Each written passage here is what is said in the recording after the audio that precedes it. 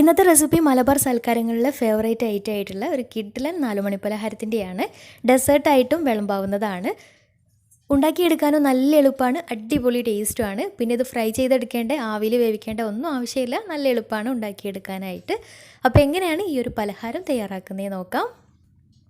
വീഡിയോയിലേക്ക് പോകുന്നതിന് മുന്നായിട്ട് ചാനൽ സബ്സ്ക്രൈബ് ചെയ്യാത്തവരുണ്ടെങ്കിൽ ഒന്ന് സബ്സ്ക്രൈബ് ചെയ്തേക്കണേ. തൊട്ടടുത്തുള്ള ബെല്ലൈക്കണും കൂടെ ഒന്ന് ക്ലിക്ക് ചെയ്താൽ പുതിയ വീഡിയോസിൻ്റെ നോട്ടിഫിക്കേഷൻസ് ഒക്കെ പെട്ടെന്ന് തന്നെ കിട്ടുകയും ചെയ്യും. അപ്പോൾ ഈ ഒരു പലഹാരം തയ്യാറാക്കി എടുക്കാൻ വേണ്ടിയിട്ട് ആദ്യം തന്നെ മീഡിയം സൈസിലുള്ള ഒരു 3 ക്യാരറ്റ് ഇതുപോലെ ചെറുതായിട്ട് ഗ്രേറ്റ് ചെയ്തെടുത്തിട്ടുണ്ട്. ഗ്രേറ്റർ കയ്യിലില്ലെങ്കിൽ ചെറുതായിട്ട് പൊടിയായിട്ട് അരിഞ്ഞെടുത്താലും മതിയാവും. ഇനി ഒരു നോൺ സ്റ്റിക്കിൻ്റെ പാൻ സ്റ്റൗവിൽ വെച്ചിട്ട് അതിലേക്ക് 2 ടേബിൾ സ്പൂൺ നെയ്യ് ഒഴിച്ചു കൊടുക്കാം. നെയ്യ് നന്നായിട്ടൊന്ന് മെൽറ്റായിട്ട് വന്നാൽ ഇനി ഇതിലേക്ക് നമ്മൾ ഗ്രേറ്റ് ചെയ്ത് വെച്ചിട്ടുള്ള ക്യാരറ്റ് ചേർത്തിട്ട് നന്നായിട്ടൊന്ന് വഴറ്റി വേവിച്ചെടുക്കാം. വഴറ്റിയെടുക്കുന്ന സമയത്ത് അതിലേക്കൊരു 3 ടേബിൾ സ്പൂൺ പഞ്ചസാര കൂടെ ചേർത്ത് കൊടുക്കുന്നുണ്ട്.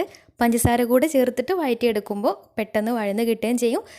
ക്യാരറ്റിലൊക്കെ നന്നായിട്ട് മധുരമൊക്കെ നന്നായിട്ട് പിടിക്കുകയും ചെയ്യും. അപ്പോൾ പഞ്ചസാര ചേർക്കുന്ന കാരണം ക്യാരറ്റിൽ വെള്ളം ഉണ്ടായിട്ട് വരും. അപ്പോൾ ആ വെള്ളമൊക്കെ വറ്റി ക്യാരറ്റ് നല്ല സോഫ്റ്റായിട്ട് നന്നായിട്ട് വെന്ത് കിട്ടണം. നന്നായിട്ട് വെന്ത് കിട്ടിയാൽ ഫ്ലെയിം ഓഫ് ചെയ്യാം.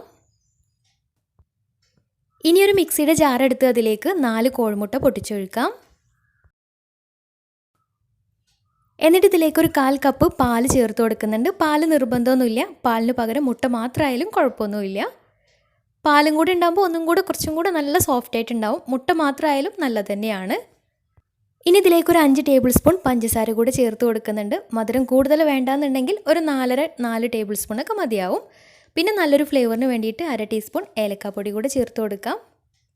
പിന്നെ വേണ്ടത് 2 ടേബിൾ സ്പൂൺ പാൽപ്പൊടിയാണ്. പാൽപ്പൊടി ഓപ്ഷനിലാണ്, ചേർത്താൽ നല്ലൊരു ടേസ്റ്റാണ്. കയ്യിലുണ്ടെങ്കിൽ ചേർത്ത് കൊടുക്കാം. ഇനി ഇവയെല്ലാം കൂടെ നന്നായിട്ടൊന്ന് അടിച്ചെടുക്കണം. പഞ്ചസാരയും മുട്ടയൊക്കെ നന്നായിട്ടൊന്ന് അടിഞ്ഞ് കിട്ടണം. പഞ്ചസാര ഒന്ന് അതിൽ മെൽറ്റായിട്ട് കിട്ടിയാൽ മതിയാവും. ഇനി ഇതൊരു ബൗളിലേക്ക് മാറ്റാം. എന്നിട്ട് ഇതിലേക്ക് നമ്മൾ നേരത്തെ വേവിച്ച് വെച്ചിട്ടുള്ള ക്യാരറ്റ് ഇതിലേക്ക് ചേർത്തിട്ട് നന്നായിട്ടൊന്ന് മിക്സാക്കി എടുക്കാം. ഈ ഒരു സമയത്ത് കളർ ചെറുതായിട്ടൊന്ന് യെല്ലോ കളറായിട്ടുണ്ടാവും.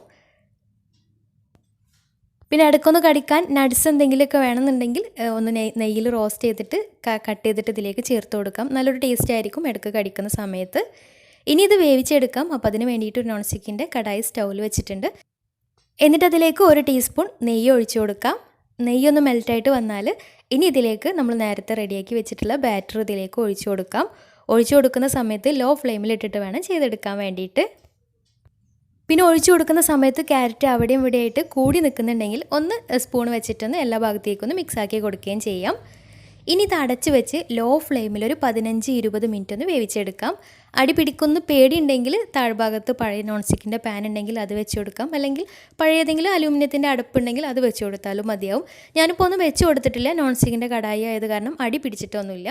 അപ്പോൾ ഏകദേശം ഒരു 20 മിനിറ്റ് കഴിഞ്ഞ് തുറന്ന് നോക്കുമ്പോൾ മുകൾ ഭാഗമൊക്കെ നല്ല സെറ്റായിട്ട് കറക്റ്റായിട്ട് കിട്ടിയിട്ടുണ്ട്. ഇനി ഇതിൻ്റെ മുകൾ ഭാഗം ഒന്ന് ബ്രൗൺ കളറാക്കി എടുക്കാൻ വേണ്ടിയിട്ട് നെയ്യ് ഗ്രീസ് ചെയ്തിട്ടുള്ള ഒരു പാനിലേക്കൊന്ന് മറിച്ചിട്ടിട്ട് ഒരു 2 മിനിറ്റും കൂടെ ഒന്ന് വേവിച്ചെടുക്കാം. നല്ല സോഫ്റ്റ് ആയിട്ടുള്ള നല്ല ടേസ്റ്റി ആയിട്ടുള്ള ഒരു അടിപൊളി പലഹാരം തന്നെയാണ്. ഡെസേർട്ടായിട്ടും സെർവ് ചെയ്യാവുന്നതാണ്. ഇഷ്ടമുള്ള ഷേപ്പിൽ കട്ട് ചെയ്തിട്ട് സെർവ് ചെയ്യാം. അപ്പോൾ തീർച്ചയായിട്ടും എല്ലാവരും ട്രൈ ചെയ്ത് നോക്കുക. അടിപൊളി ടേസ്റ്റാണ്. ട്രൈ ചെയ്തിട്ട് നിങ്ങളുടെ ഫീഡ്ബാക്ക്സ് താഴെ കമൻറ്റ് ബോക്സിൽ അറിയിക്കാൻ മറക്കരുത്. അപ്പോൾ ഇന്നത്തെ വീഡിയോ ഇഷ്ടമായെന്ന് വിചാരിക്കുന്നു. ഇഷ്ടമായെങ്കിൽ ലൈക്ക് ചെയ്യുക. ഫ്രണ്ട്സ് റിലേറ്റീവ്സിനൊക്കെ ഒന്ന് ഷെയർ ചെയ്ത് കൊടുക്കാനും മറക്കരുത്. അപ്പോൾ നല്ല അടിപൊളി വീഡിയോയുമായി വീണ്ടും വരാം. അതുവരെ take care. Bye. Thank U.